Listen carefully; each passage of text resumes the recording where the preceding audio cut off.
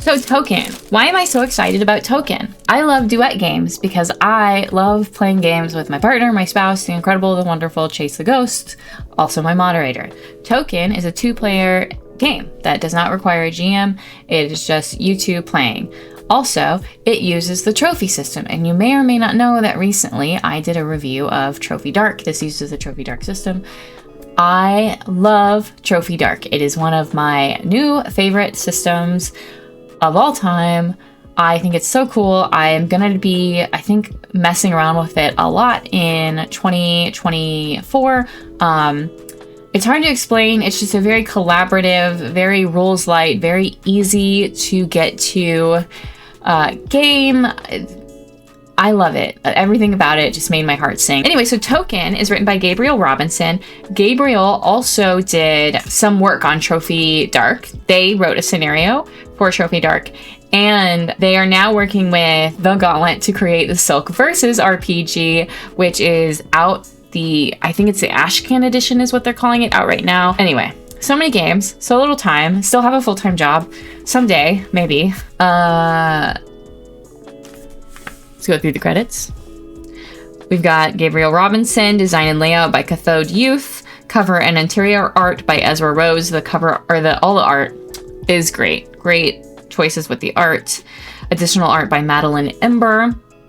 Additional scenarios by Michael Van Vliet, Lynn Kodega, Mags Maynad, Nora Rose, Pam Punzlayan, and Ray Najati. A lot of those people are like amazing writers. All right, some additional credits include ballads by Sky Zenz, editing by Lauren McManamon, game development by Darren Brox, Michael Van Vliet, and Jesse Ross. It's rooted in Trophy, so. Table of contents. We have an introduction, we have a how to play, we have running the game, we have appendices, random table generators. So it looks like all of this is from the first page to page 33. So all of this is going to be the rules. So we have about 33 pages of rules. And then the appendices include scenarios, alternate rules, creating your own scenarios, and random tables. And that's the other half of the book. So about half the book is rules and half the book is appendices. A wounded knight rides for the dark forest, determined to slay the horror dwelling there. Marking his approach is the dragon, cursed to wander the wild in her twisted form, patient in the knowledge that a spell will soon be broken. A dying monk climbs a spire in the desert, recalling the series of visions that led them there. Soon they will complete the ritual that is their life's work, calling an angel to them. A radiant being of searing light and gold feathers awaits them at the zenith, already drawn to earth by the power of the monk's devotion. A dauntless youth enters a fetid marsh, ignoring every member of her clan who forbade the journey. No one else believed that her ancestors still slept beneath the bog, but her dreams showed her the way. Deep in a cocoon of mud and reeds, her great-great-grandmother has grown large and powerful, ready to emerge as the protector of that the village desperately needs. And then we have an introduction. I think the layout of this, by the way, let's just do like a quick layout flip through, is absolutely gorgeous. Like, it just, the vibe is so perfect. It's black and white, uncoded. Nowadays, I do prefer uncoded pages. So you can write your own notes in them and highlight easier. So that is something that I do prefer. And it just, yeah, it looks really good. Cassie, I heard, really likes engaging with Reddit. I've already found... really likes engaging with Reddit is a quote that you've associated with me. I'm not sure if it's a correct one, but it's there. You've said it. You've put it in the world. Token is a game of entanglements, dark past, and tragic misunderstandings between an ill-fated hero and a brooding monster who dwells in a dangerous and wild place. The game explores the motivations of each character for seeking out the other and the ways they are changed by the journey. What happened? Oh my gosh, Improv GM! Hey, how's it going? How are you? The game explores the motivations of each changed by history. As a duet game, Token is focused on the dance between these characters as they circle each other, offering enticements and revealing clues of their shared bonds. These discoveries, symbolized by the tokens in the game, may be exchanged or spent to influence the direction of the story. When characters finally meet, the game ends with an epilogue narrated first by one who has uncovered more clues about the other. Token is rooted in Trophy, meaning its mechanics are adapted from Trophy. It uses a story framework of desperate characters entering a dangerous place which doesn't want them there. Both characters are threatened by growing dangers of the environment and the accumulation of scars from their dark past. They are driven to find each other, but if either succumbs to their scars or the dangers of that wild, the game ends. Token draws inspirations from folklore, especially iconic heroes and monsters of legend. There are countless possibilities to choose from, but you might start with the following media touchstones or your favorite stories for inspiration. And we have Arthurian legends, some songs, some fiction, and some games. So, principles of play: discover an emerging world, keep the environment wild and magical, ask each other pointed questions and build on the answers, draw parallels and connections between characters, make each character story hopeful and tragic, play to win, and play to lose. Then we have a character creation setup section.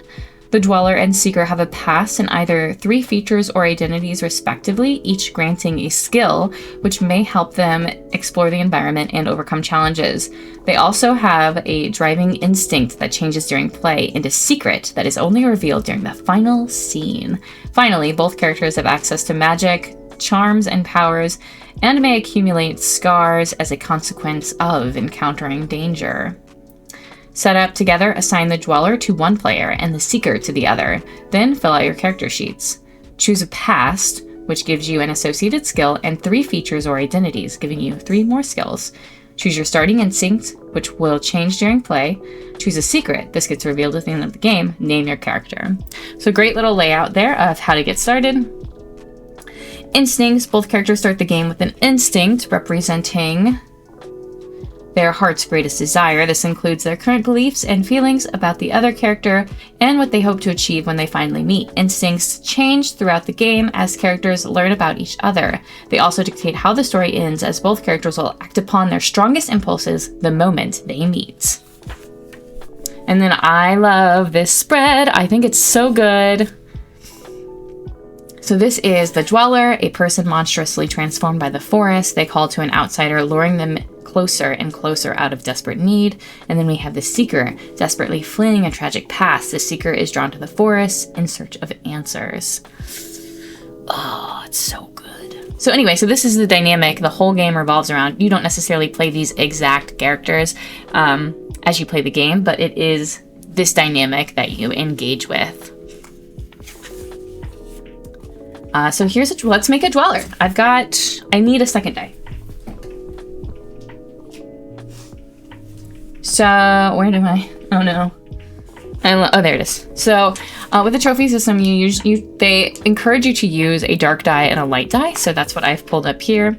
So, past, who were you before you gained this new form? Choose one, gaining the related skill from your distant memory. Okay, it looks like, and so far I only need 1 die. So 5. So I rolled a 5. So it is roll 2. So roll a dark die and then roll your light die. So I rolled a 5 on my dark die and then I rolled a 2. So an outlawed surgeon. Who were you before you gained this new form? I was an outlawed surgeon. Gain the skill. And so I would gain the skill flesh. Yeah. Features. How has the forest changed you? What makes you monstrous or feared? Choose 3, gaining the related skill. So you don't have to roll, but I think rolling is my favorite. So my first feature, I've got a 2 and a 4. So looking at 2 and 4, there it is. That's 2 and 5. Ancient and waiting is one of my features.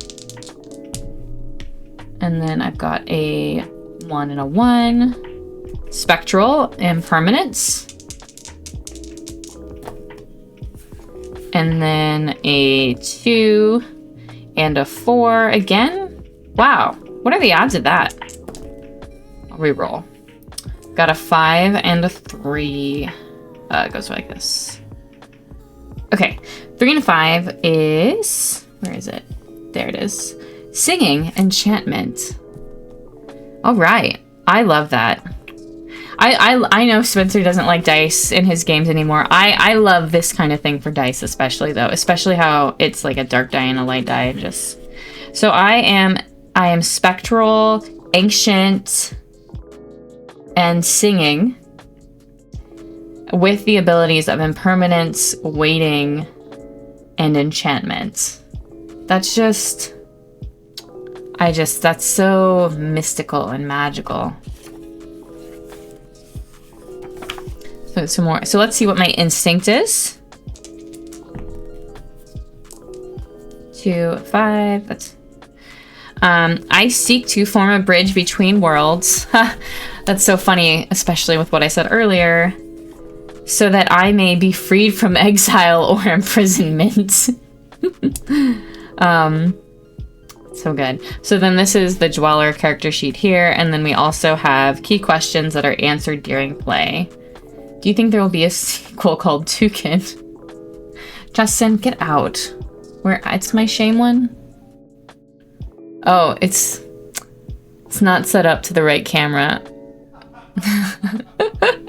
Shame! Shame, Justin!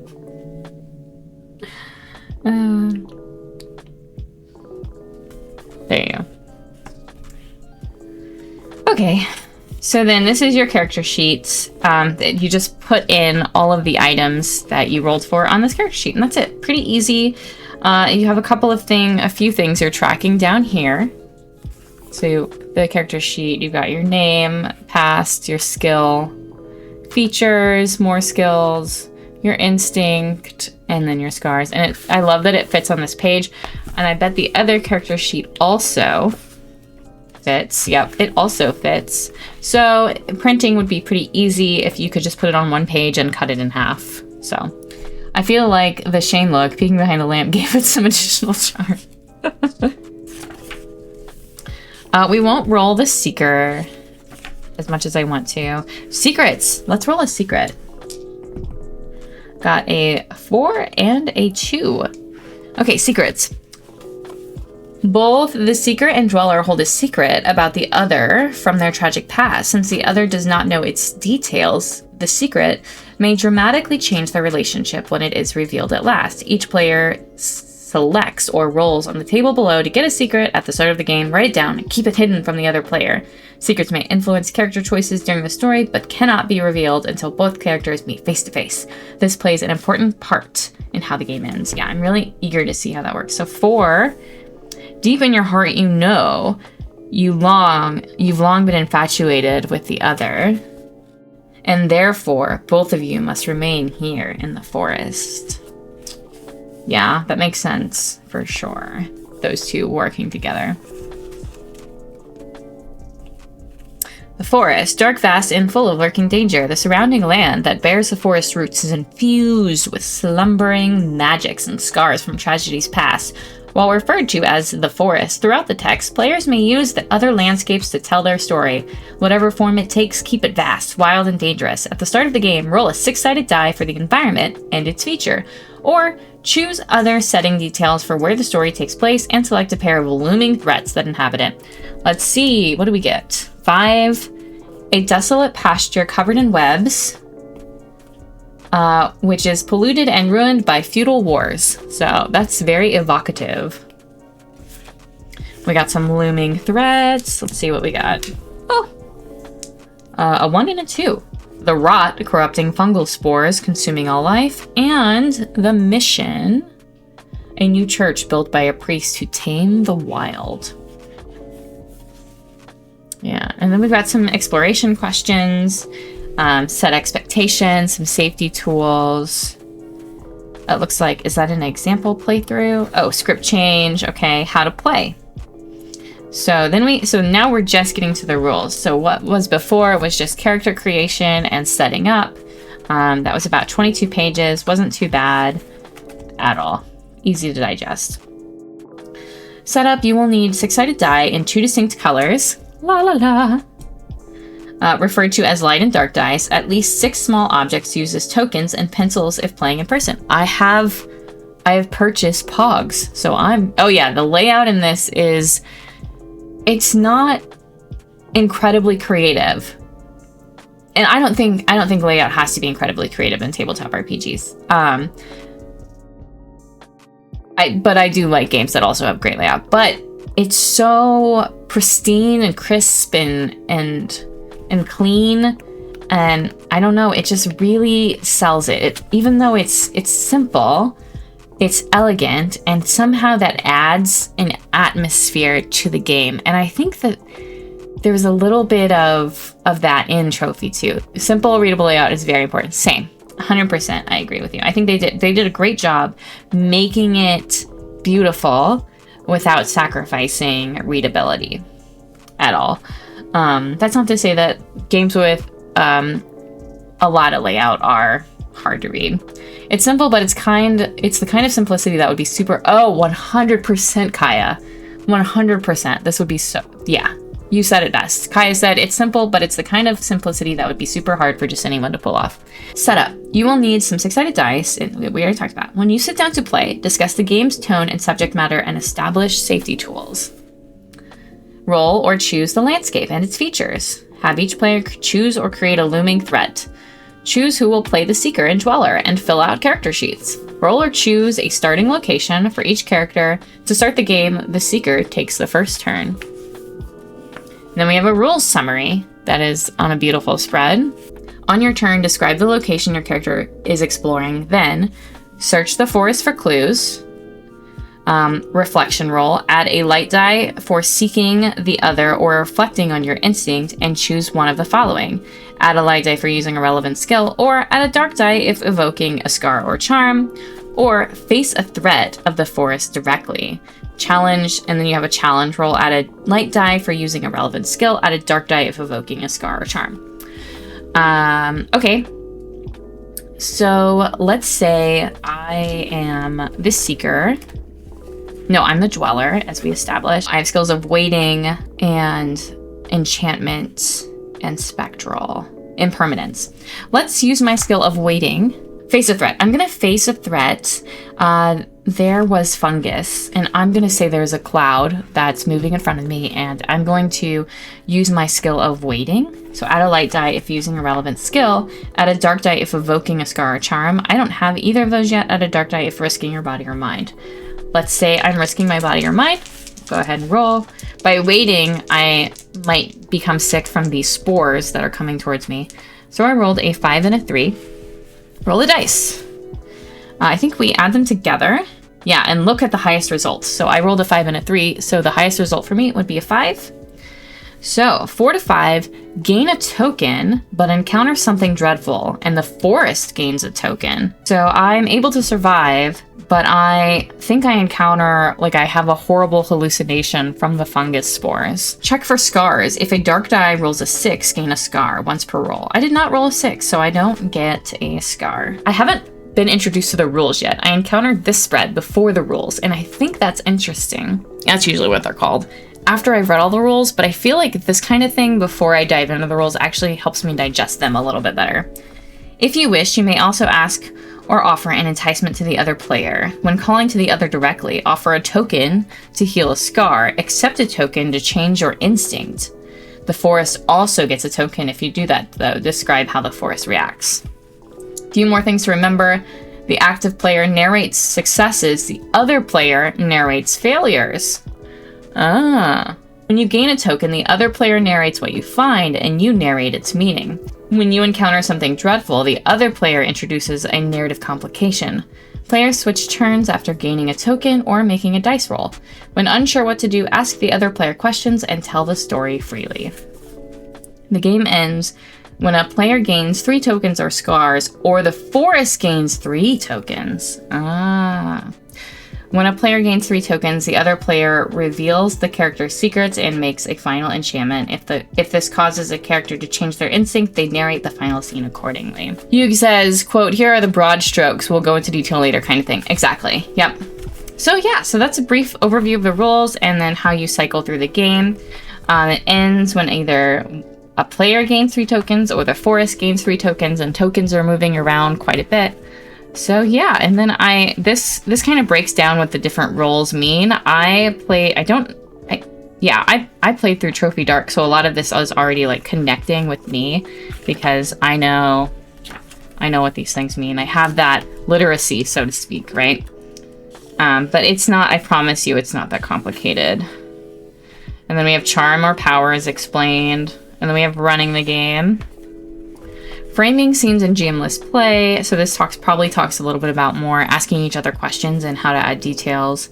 So it doesn't have a facilitator. Both players are responsible for moving the story forward. The simplest way to encourage this is by asking each other questions. Anytime a new location is explored or an event occurs that affects either character.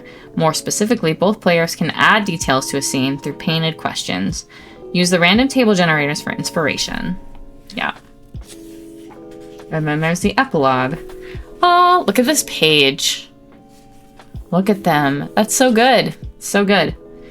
So then we have random table generator for lore, rumors, dwellers, location generator. We have some alternate rules. It looks like it can be adapted to solo play. So I didn't know that, but heads up. Using token for younger players. That's a surprising change. And then we have the scenarios that are included. Let's look at, I really want to look at Lynn Codega's Turo and the Cat on page 48.